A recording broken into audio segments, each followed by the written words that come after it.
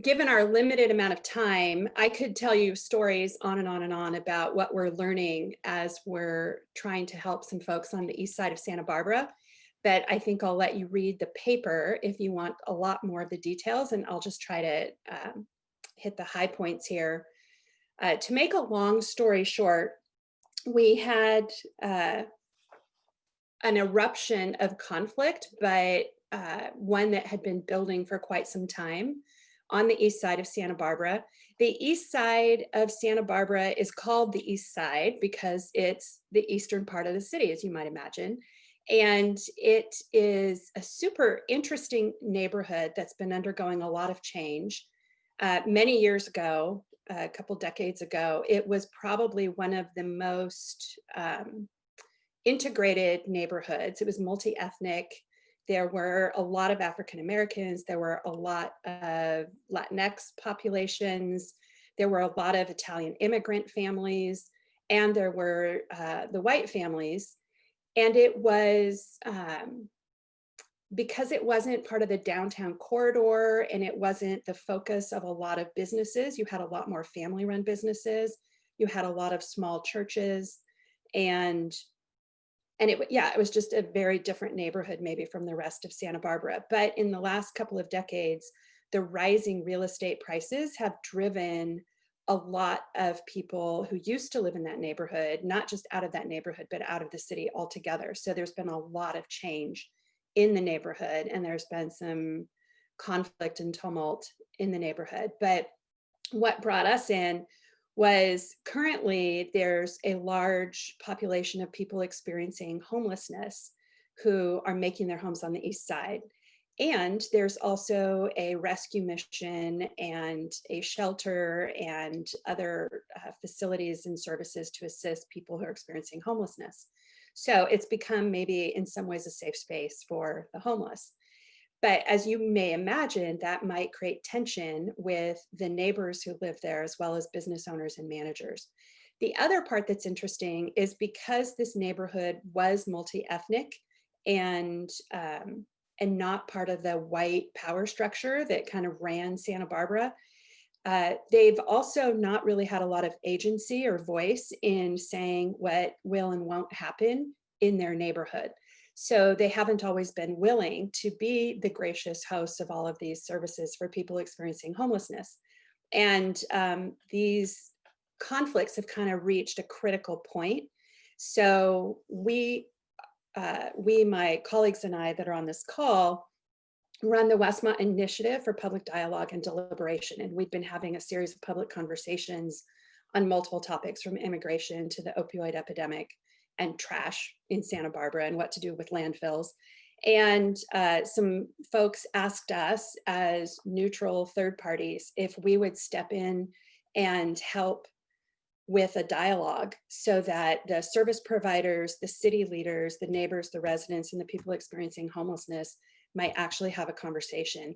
And what happened is, this photo actually here is of a meeting that happened just about a year ago, where there was going to be another location, another siting of another home for the homeless.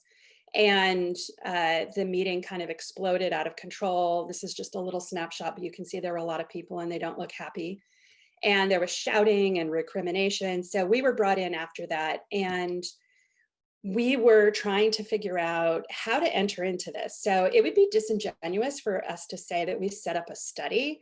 It was more like we were called in to mediate, for lack of a better word. And this essay that we wrote is sort of a reflection on that. So we've been inspired by Ramsbottom's work on radical disagreement and agonistic dialogue. And this kind of fits with what Paul was just talking about in terms of narratives and the emotion that comes out. And what we find is that a lot of times, especially in the civic square, there's this assumption that people will deliberate in very calm, rational ways. And if there's too much emotion, if the rhetoric becomes charged, then that's sort of dismissed as irrational, as not appropriate, as too personal. And those kinds of perspectives get silenced. And the thing is when we do that, we are privileging a very particular way of seeing the world. And we might even say a very Western way of engaging in conflict. And yet, even as we say Western, as Professor Hardy was just pointing out, we also have multiple identities. So you could be a very calm, rational professor of philosophy at a university, but you still might get very emotional when you're talking about what's happening at your house and how you are afraid for your children, or how unpleasant it is to walk outside and have to clean up feces from your front yard because somebody has been using that as a toilet. So of course, there are going to be strong emotions. And of course, the people who are hearing these strong emotions are going to view that as inappropriate, maybe even irrational.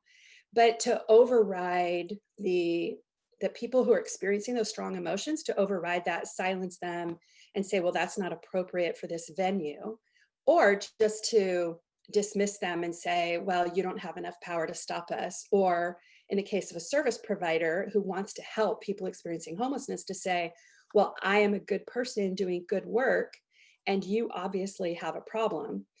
Those are ways that we might even be doing epistemological violence, to override those emotional narratives, the outpouring, just to sort of, I think you get the idea. So we were looking at, how do we actually engage the agonistic dialogue? How do we create a space where that dialogue can happen? And we started with listening sessions because we didn't want to just dismiss the strong feelings of the Eastsiders. We didn't want to marginalize them.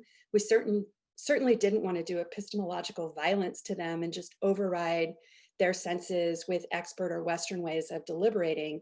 And so we were trying to come up with a way to do this that would not be adding to the problem, but might actually help the problem. So we decided to just engage it all the way.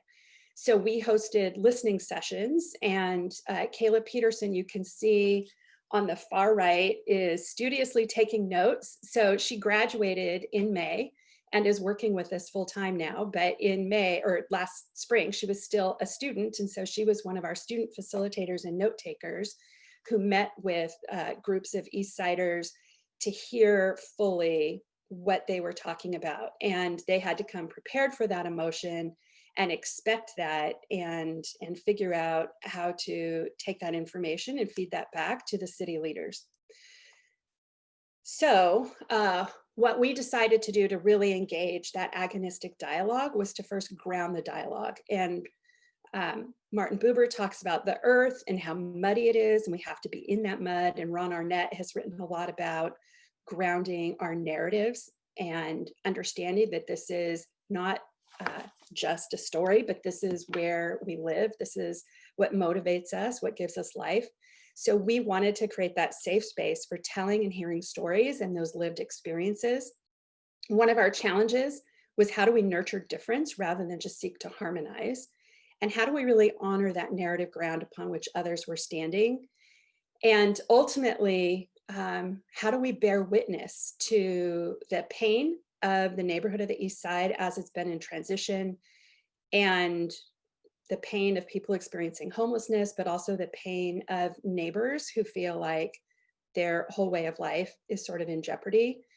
And then moving from bearing witness to that to, how do we move into what Mohammed Abu-Nimer calls change in the head, change in the heart, and change through the hands? So how could we actually help them engage in shared deeds and action, shared deeds of reconciliation? So there's a lot there that I hope that you read the paper for, but I think what we wanted to do was figure out to use your collected wisdom here to help us figure out some of the questions that we have going forward, because we have a summit 1 week from today where we are bringing together these, the Eastsiders, the neighbors, the business owners, the people experiencing homelessness, and the service providers and city leadership. And they're all coming together in this summit. So we would value your wisdom and experience here. And I'm going to turn it over to my colleague, Rachel, who will take us through some questions. Thanks so much for that, Deborah. Yes, we we've realized, I will just say as a brief framing for these questions, that we are just pedagogically really informed by the practice of listening to one another. And that even as that is our practice as scholars, we do a lot of talking as experts. And so, what we hope to do during this session is a lot of listening right now, and then even through the discussion format a little bit later. But one of our first questions to kind of toss out to you, and something that we've struggled with, is of course the principles which are guiding us, which Deborah mentioned, to nurture difference amid intractability, but also realizing that these neighbors need solutions, and that they want shared solutions, and they want to solve problems, and solving problems and nurturing difference can often seem at odds with one another. So I would love to hear from some of our fellow participants, from our audience, how does one nurture difference while we facilitate movement toward shared solutions as in our neutral third party way? Because of time, we're going to have to forego those other questions unless we have time at the end. But I'm going to share that screen one more time, because if there was a question for you that, if one of the questions that we posed, you feel like you have a great answer to, it would be fantastic for you to bring that up in the discussion in a moment, or to share with us.